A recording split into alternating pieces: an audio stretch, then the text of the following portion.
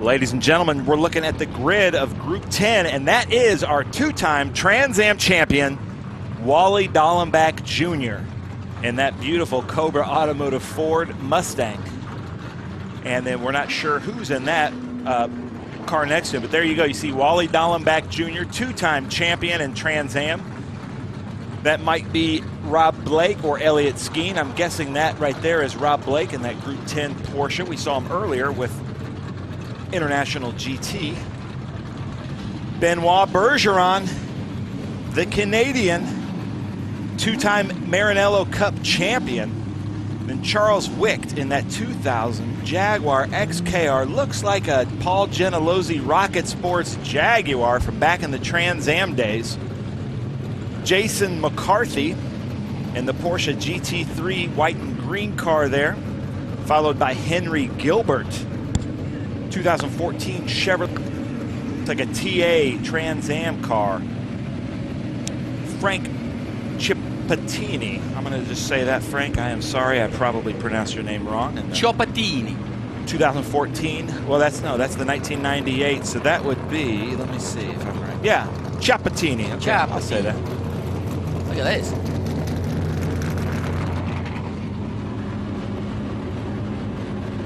Ray Bonthran right there. Yeah. Ray actually raced in the Trans Am series, probably that era of Trans Am out here. He's with R&R Motorsports out of Benton, Illinois. Brought with Ike Keeler, and then there's Mark Sharon, and a new to us. I mean, we've been calling the Trans Am with this car in it. Borisset's car that he won several times, but that's Mark Sharon. Mark Sharon's racing that car now in Group 10. And that's a Pancho SVRA. Weaver original, right? Pancho Weaver, yeah. I think that was number 3 or number 4 for Pancho Weaver of those Dodge Challengers. Really fast car. And Mark Sharon's racing with JR3 HMS Motorsports out of, I think, Concord, North Carolina, Charlotte, North Carolina. You know, Ben, we talk about, there's Mrs. Cloud, or the other Cloud, Debbie, that is. Yeah. Look at that. That's a beautiful car. Stevens Miller Racing, TA2 team. Debbie Cloud and John Cloud. Debbie Cloud is one of my favorite drivers. Very competitive. She loves racing the stock cars. She has a Camaro that she races with us too, like a 60s Camaro. But she loves the stock cars. And they're both in this one, both John and Debbie, right? Yep. Haven't seen John's car yet. Starting to head out now onto the track, our Group 10 coverage. And I was just saying, you know, we mentioned all these great marks and great cars and their history, but there's some pretty handy history out there when you look at the Wally Dallenbach Juniors in terms of drivers as well. Yeah, there is. There's some big drivers out there. It looks like Steven Davison, who we just saw, is going out, a Trans Am champion there. So, and a big mix of cars, because there's some stock cars out there that will not handle very well. And then there's some more like GT cars, and there's modern GT cars. There's old GT1 cars. Bobby Kennedy just passed me in that 11B Corvette. He's out here. That car is actually for sale. So I don't see him on my score sheet right now. I hope we have the most updated score sheets. There he is, Bobby Kennedy. He's in a 1968 Chevrolet Corvette. Beautiful car. Well, the Attorney General's job doesn't pay as much as it used to, so Bobby's looking for some cash. Exactly. Just got poor joke. I'm sorry, fans. No, we love jokes. Neil Fernandez, that was the Dodge we saw earlier, the 2007 number 40.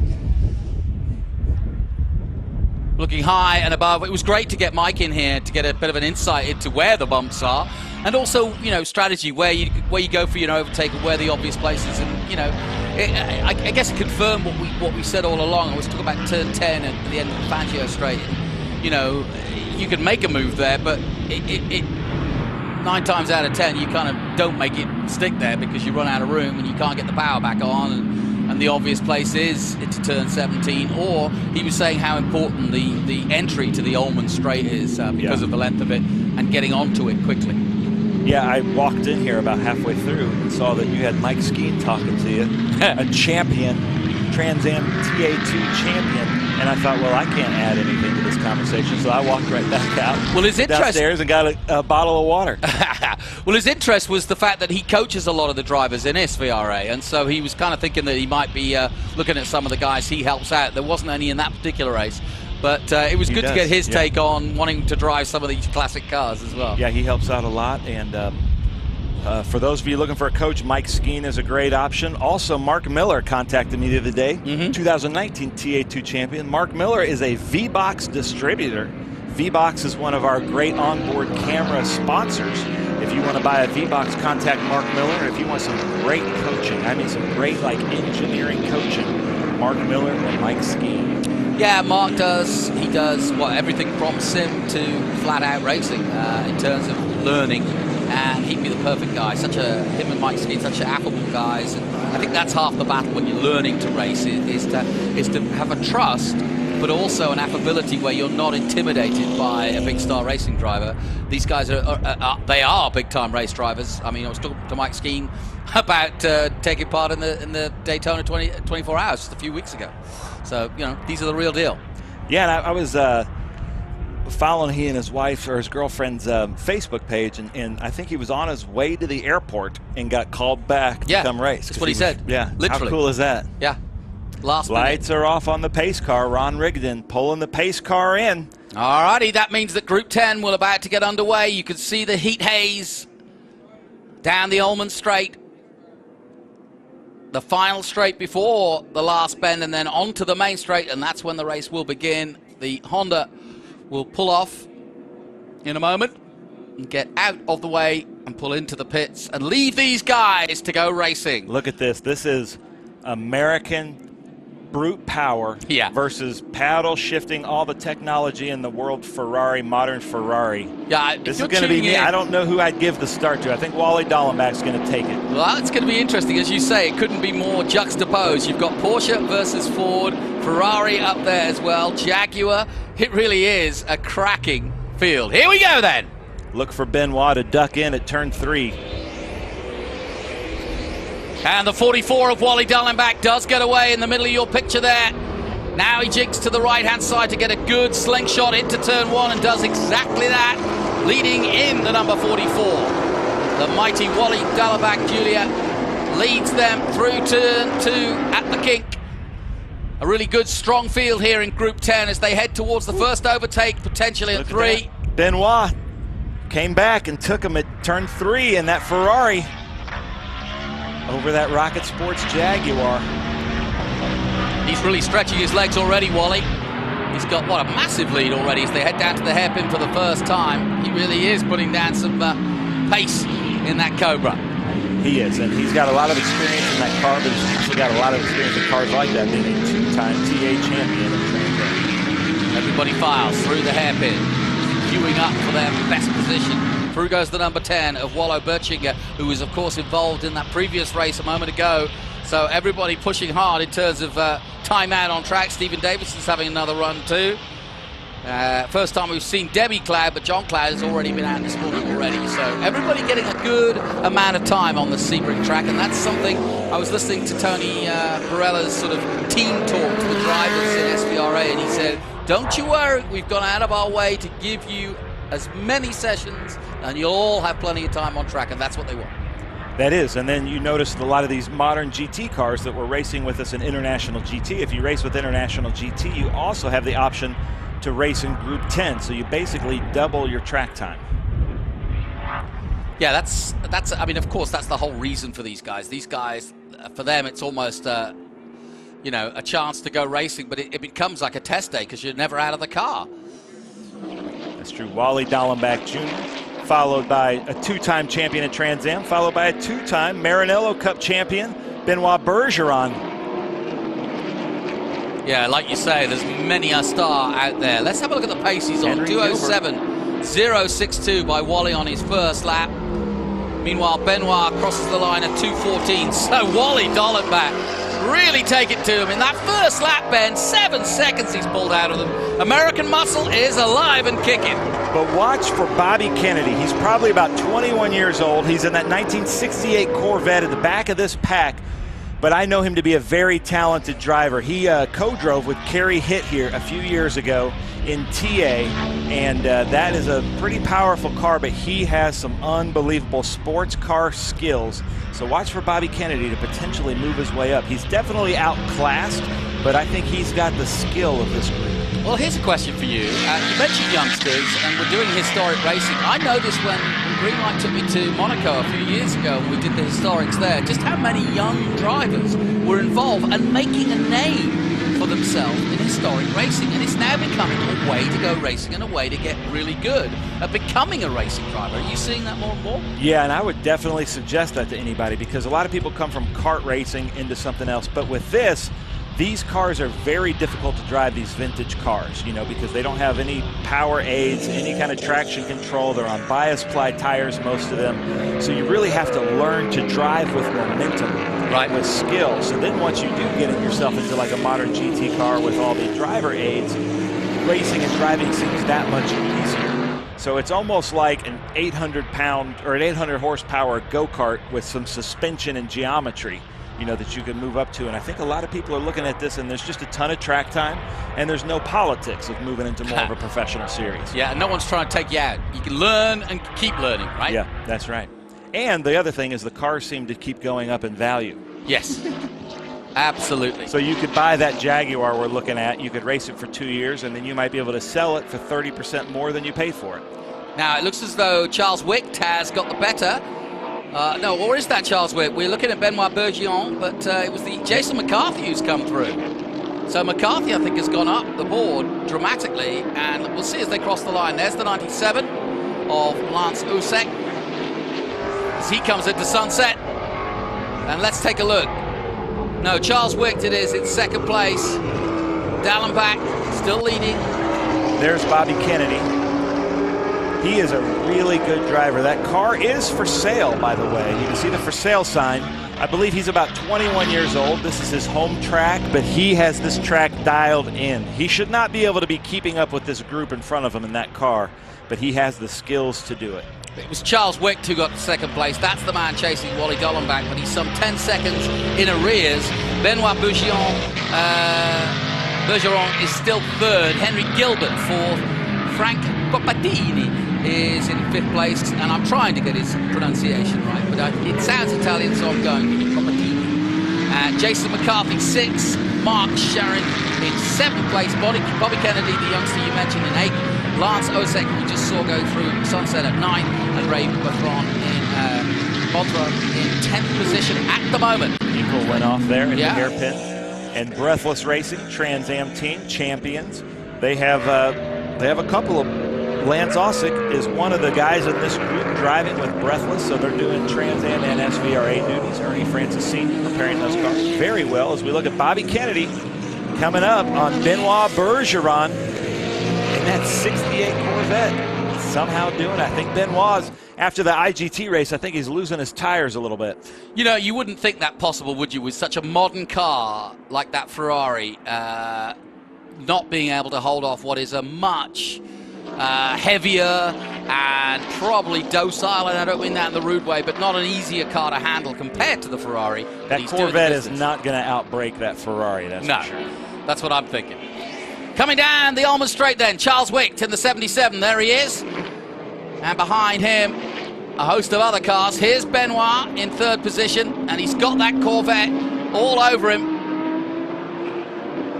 Ooh, Bobby Kennedy goes outside. Slowing down. I think he lost his brakes a little bit. Like I said, he's going to play it safe. Ooh, Benoit came into the pits. Bobby Kennedy ducks out. Bobby's going to play it safe because that car is for sale. Well, we're just having a look out the commentary booth window, and sure enough, the 127 Ferrari is in. And not sure what happened there, but he's out of the running. Henry Gilbert now moving up to third position. Through goes the 96 of Ray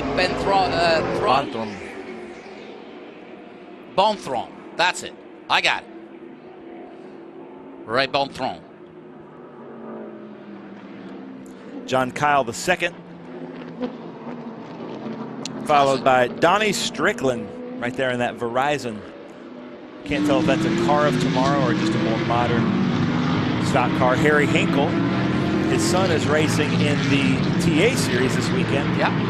That's Harry Hinkle in that car, followed by Ray Bontham, R&R Motorsports. Yeah, Ray Bontham in the Ford Mustang, that all black car. Harry Hinkle went off. You can see the smoke and the dust there. You know, I'm wondering whether that, as we get into qualifying for TA2, whether that exit to the corner there at the hairpin at 6 is going to become a problem, because a lot of people have been getting to the dust and dirt there, and that's fine, but if it gets worse, it becomes a rut. And once you get into a rut, then you can get in trouble. And yeah, of course, they can fix it overnight, but it won't get fixed today. Look at the lead Yeah, while it he's won't doing. get fixed between the races, but Sebring International Raceway does a great job. Their team, Matt Muha, they bring the dirt out there. I see, because we like to walk around the track at night, and we'll see them out there pouring dirt and compacting it in so that we can have some great racing the next day. Now, I saw Wally Dallenbach doing commentary or doing TV commentary in the pace car a couple of weeks ago for NASCAR, so I think we should have mic'd him up. He's so far ahead, he'll be back in Colorado cutting trees again before this race is over. Yeah, you know, I'm going to go ask him if he'll come up in the booth with us a little bit. NASCAR commentator, seasoned professional, and no Trans Am Series, and Wally Dallenbach. He was our chief steward 2 or 3 years ago. Yes, he was. And of course, now we have Dorsey Schroeder as well.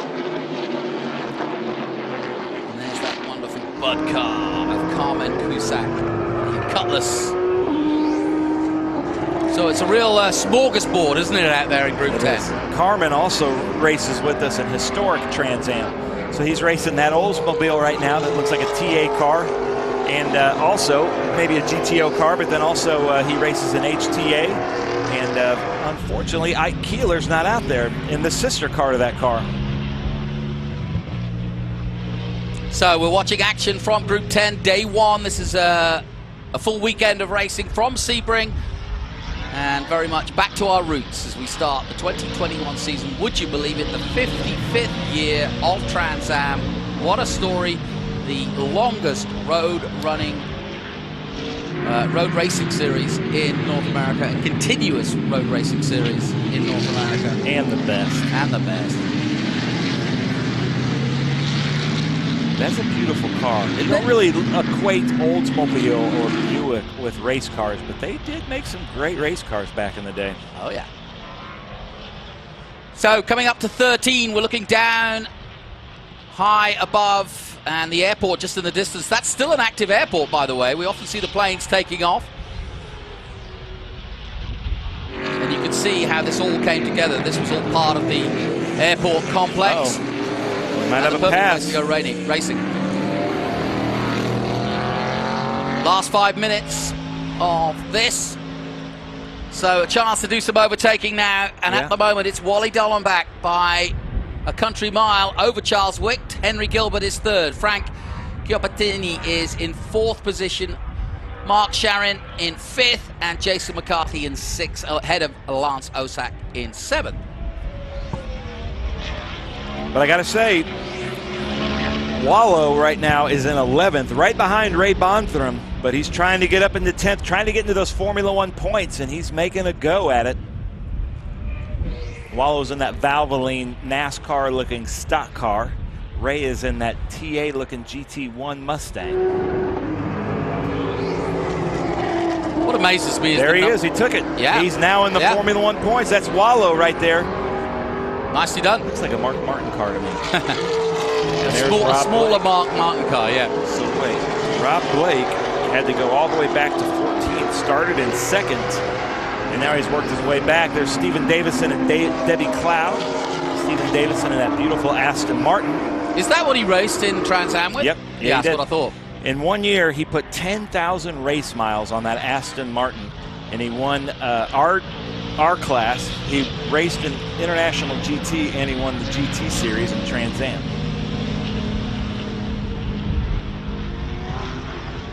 So we're getting down to the nitty-gritty in this one. Dallenbach now leading by over 28 seconds. Somebody's off at the hairpin. Oh. Well, that changes. Rob Blake comes on the inside. We are at the hairpin now. Let's have a look at who has drifted. No, whoever it was. Back on. Yep. Has managed to get it back together. Maybe. Yeah, we're looking high above, and that's at the Fangio curve. sorry, at the end of the Fangio straight at turn 10. Checkered flag is out. And there is Wally Dollenbach Jr. He's already passed, he's already headed back to the pits. What a wonderful race by Wally Dollenbach Jr. in the 44 to take the victory in the Ford Mustang Cobra. The 2000 Mustang well ahead of the chasing pack. And just what we want to see and just what we expect to see. Wicht is second. Charles Wicht in the Jaguar XKR.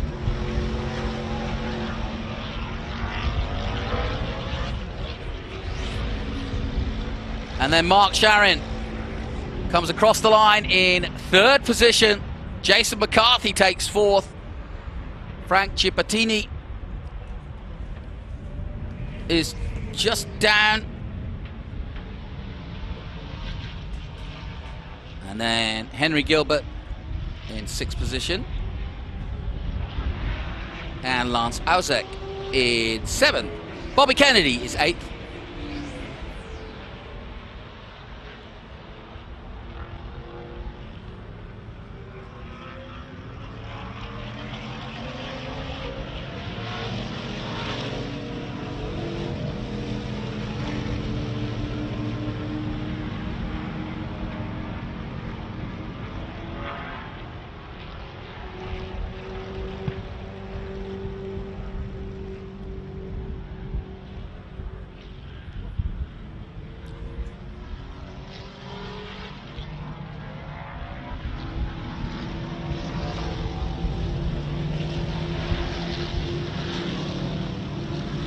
So, high above Sebring, and we're about to do a very special draw in a moment. Just wait for Ben Sissel to come back, because we've got some really nice, cool shirts to give out, and we shall do just that. But a great race from Wally Dollenbach. I'm just looking at these wonderful shirts. They do look the business. SVRA on them. Cooling shirts, of course, so important. There's confirmation then. Wally Dollenbach in the Ford Mustang Cobra takes victory by a country mile over Charles Wicht in the Jaguar. Mark Sharin in third position, and he got that third position right at the end there. Jason McCarthy in fourth position, Frank Ciappatini in fifth place, Henry Gilbert sixth, Lance Auzek in seventh place, Bobby Kennedy, the youngster, in the Corvette taking eighth position, Wallo Birchinger in ninth position. He's been a busy boy, and Harry Hinkle is a top 10, and I'm delighted to say that my good buddy Ben Sissel is back. He disappeared for a while.